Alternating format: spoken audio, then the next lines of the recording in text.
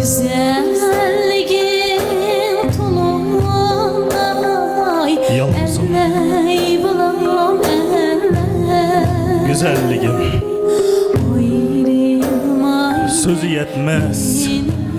Çırığın anı canım.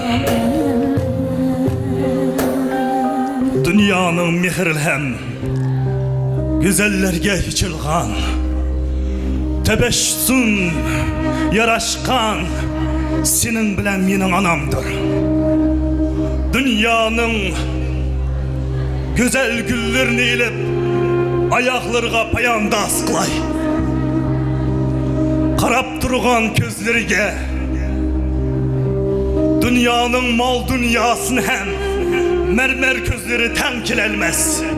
Ayaklarga tizip berey. Bu diyen menin anam. 9 ayı 9 gün kötergen pasaqday. Tolgaq kelginide şu peyt 48 süyügü sungandek tolgaq kiler. Şu vaqtda sen bilen men tug'ilgan men. Her biri ana sizler bu nersini. Eşqandaq berzent dişiği kelmigence işlersini sezmeydi ula. Anı canım.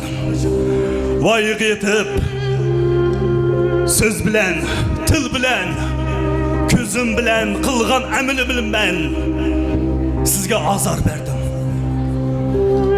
Ya Rabbim Allah, dümbemge yetip Mekke'ge baray, Kabe'ni tavaf qılay, bir keçe imitqan keçisiga qarzimni uzalmayman.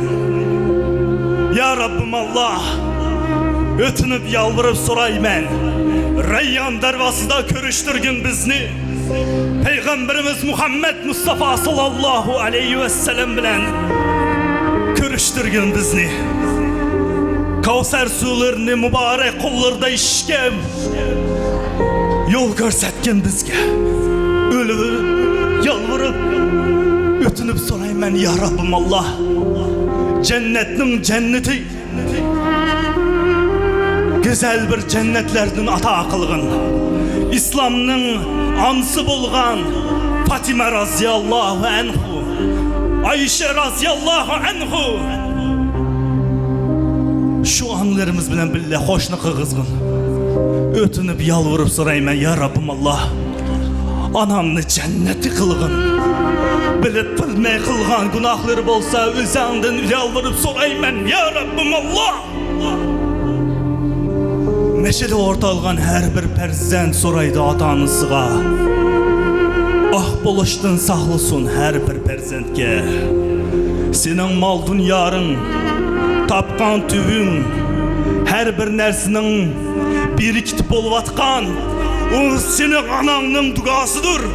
Sen bolsan oynaysan her yerlerde oyun külgü bilen.